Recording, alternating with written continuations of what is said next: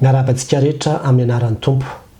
Aza manonona foana ny anaran'i Jehova Andriamanitra ao. Izay indray ravana ny lohatenin'ity video manaraka ity. Any amin'ny Exodus 20:7 misy an'izay tenin'Andriamanitra izay ary efa hitsika tsara fa didy 7 amin'ny didy 10 izany. Ny zavatra tsara ho marihana ety am-piandohana dia izao tena mahasaro-piaro an'Andriamanitra mihitsy ry havana io anarany io. Ary tokony hahasaro-piaro antsika kristianina koa.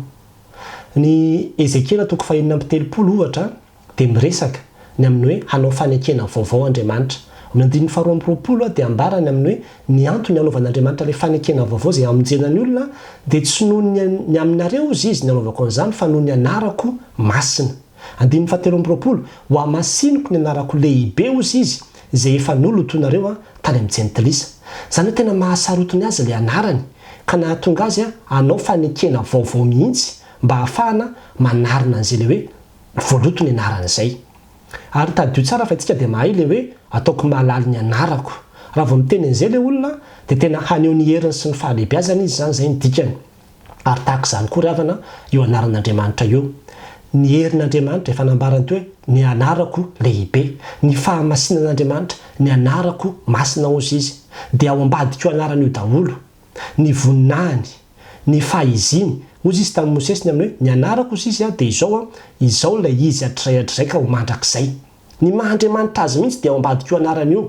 Ny fahefany, ny voninahiny ary indrindra ny famonjena dia ao ambadika io anarany io fanambarany tenin'Andriamanitra amin'ny hoe izy rehetra miantso ny anaran'i Jehovah Tompo no ho vonjena.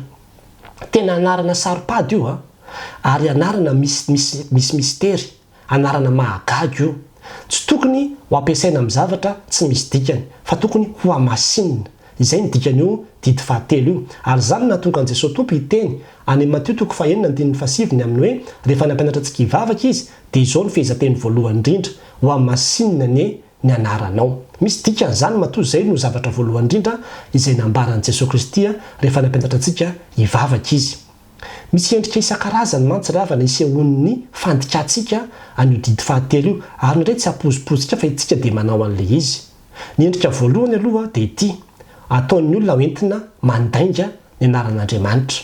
Izany mihitsy ny ambarany amin'ny Exodus 4:20 io eo amin'ny 7 teo zany hoe aza manonona foana ny anaran'i Jehova Andriamanitra ao. Dia ilay Andriamanitra ao misy hoe akely eo. Dia rehefa jerevanao ilay akely eo ery ambany eo inona ny dikany dia izy manao hoe na aza manonona ny anaran'i Jehova Andriamanitra ao ho enti mandainga.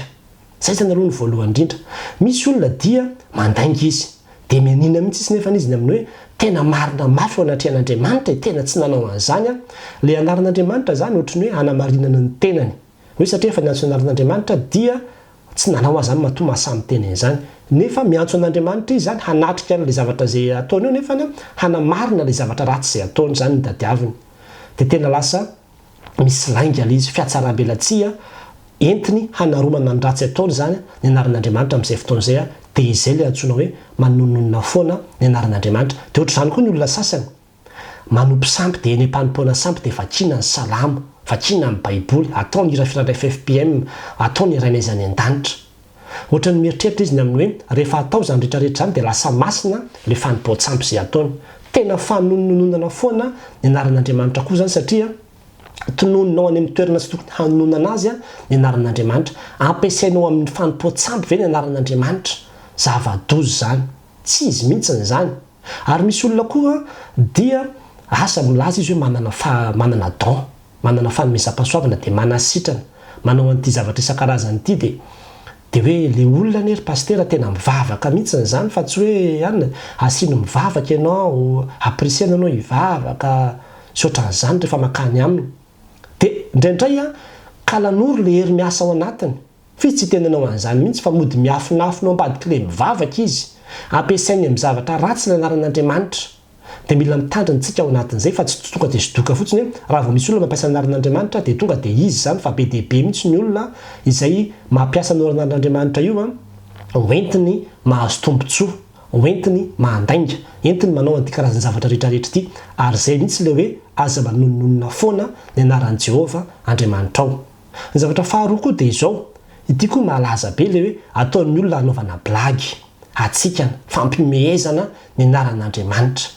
dia na itsika kristianina indray dia mifalifaly ao anatin'ilay izy tsika mila mifona amin'Andriamanitra tsika fa tsy mety saropady io anarana io fa tsy anaovana vazivazy ohatran'izany tsy atao kilalao ohatran'izany ny anaran'Andriamanitra ka atao fampimehezana olona ary rehefa miresatsika hoe Andriamanitra dia Andriamanitra telo izay ireny Andriamanitra antsika izany hoe ray zanaka fanahy masina ao anatin'izany daholo tsy tokony anaovana blagy mihitsy ny anaran'i Jesosy Kristy ny anaran'ny fanahy masina ny anaran'Andriamanitra fa amintsika kristianina anarana sarobidy io ary izay dia efa fandikana ilay didy fahatelo daholo koa ny zavatra manaraka dia izao ilay didy fahatelo tsy hoe zavatra tonon'ny vavanao ihany fa ny zavatra izay ataonao koa dia mety hanamavo ny anaran'Andriamanitra mety tsy hanamasina ny anaran'Andriamanitra koa izany mahatonga Andromanina toko faharoa andininy fa 4 ilaza manao hoe ianareo izy no hitenenan-dratsy ny anaran'Andriamanitra ny amin'ny jentilisa ilay adalàna samihafa izay ataontsika izany lasa misy an'ireny skandale mivoaka amin'ny hainao manjery isan-karazan'ireny mihitsy dia ny dikan'izay dia izao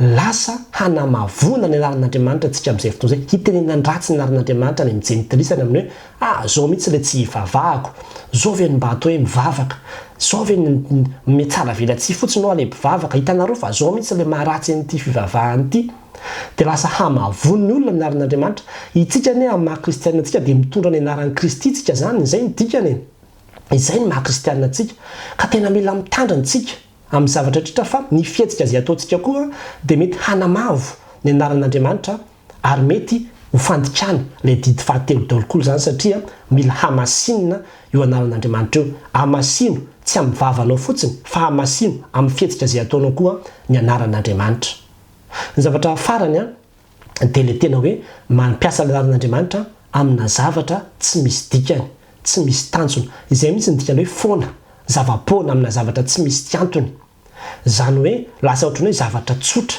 lasa ohatrany zavatra profanina zany ilay anaran'Andriamanitra nefa tena anarana masina io anarana miavaka io izany hoe anarana voatokana ho ampiasaina amina zavatra spesiala ny dikany hoe voatokana izany ny atao hoe masina zavatra masina dia hoe zavatra voatokana ampiasaina amina zavatra spesiala fa tsy hoe ampiasaina lasa ohatrany hoe vulgaire be ampiasaina amin'ny rehetrarehetra ity ilay anaran'Andriamanitra inona ny tiako tenenina amin'izany mba azahoantsika azy dia izao za zao pastera manana akanjo izay antsoina hoe robe pastoral dia io robe pastoral io no akanjo izay anaovako rehefa manao ny asa mahapastera ohatra zany hoe manao fanompom-pivavahana ao am-piangonana dia masina zany io akanjo masina zany io tsy hoe misy bovoara akory ilay akanjo fa natokana zany io akanjo io anaovako asa voatokana fa tsy hoe andeha aprehatrafa dia anao an'io robe pastoral io andeha etsena dia anao an'io robe pastoral io ho eny amin'ny plaza dia anao robe pastoral isisika busa dia anao robe pastoral ngamba ndra manao an'izany ny pastera dia hitsika rehetra samy miteny daholo manao hoe pastera efa lasa dala ve anao akanjo iny ve dia hoentinao amin'ity zavatra isan-karazany ity nefa ohatran'izany mihitsy nanaovantsika ilay anaran'Andriamanitra anarana voatokana izy hoe amina iantsoana famonjena hanomezana voninahitra an'Andriamanitra nanaovana izy nefa dia atsotsika amin'ity zavatra tsisy dikany rehetrarehetra ity ny anaran'Andriamanitra alika miady aza dia efa oh mon Dieu oh my God zany no ataon'ny olona ka tena mila mitandrina fa tsy mety tsy tokony hanao an'ireny mihitsy ny kristianina reny karazana fehezanteny samihafa izay lasa tonga vulgaire mihitsy ny anaran'Andriamanitra amin'ireny mila miadiny amin'izany tsika satria itsika dia mikatsaka ny hanamasinana ny anaran'Andriamanitra dia izay zany ilay izy ny zavatra tsara izay ho fantatsika Levitikos toko 2 andininy 2 dia milaza manao hoe aza manamavy ny anarako masina ho hamasinina eo amin'ny Israely ao tena aza manamavy ny anaran'Andriamanitra ry havana zao zavatra tokony ho tadiditsika rehefa miresaka hoe anaran'Andriamanitra sika dia aza tsarahana mihitsy amin'ny fanomezam-boninahitra an'Andriamanitra ny anarany izany hoe rehefa iantson-darin'Andriamanitra dia misy fanomezam-boninahitra zany eo ambadika an'izay fa tsy hoe atsoatsoina fahatany fotsiny nefa tsisy fanomezam-boninahitra an'Andriamanitra akory anatin'ilay izy dia ilay Andriamanitra ray zanaka fanahy masina isaky ny antsonao dia misy fanomezam-boninahitra zany anatin'ilay izy na dia nira izay ataontsika ary rehefa irairaintsika fahatany fotsiny fa tsisy fanomezam-boninahitra an'Andriamanitra tsy ataontsika sérieux dia efa endrika fanonononana foana ny anaran'Andriamanitra ihany koa zany ary tadio ravana fa ny ao ambadika io anaran'Andriamanitra io dia misy famonjena io misy mystère io anarana mahagaga io zany natonga Andromanina toko 7 milaza manao hoe fahazelatra miantso ny anaran'ny tompo no vonjena andeha ry havana ho amasintsika ny anaran'Andriamanitra ka tena ho atokantsika amin'ny zavatra izay tena hoe tokony ilazana azy ihany voatonoana ny anaran'Andriamanitra mba tsy hatongatsika handika an'io dity fahatelo io. Dia mbola be deaibe ny resaka azo resahana ao anatin'izany fa ho ataontsika amin'ny video manaraka indray fa dia hatreo aloha ny amin'ny tian'io ity ho an'Andriamanitra irery ihany ny voninahitra. Amen.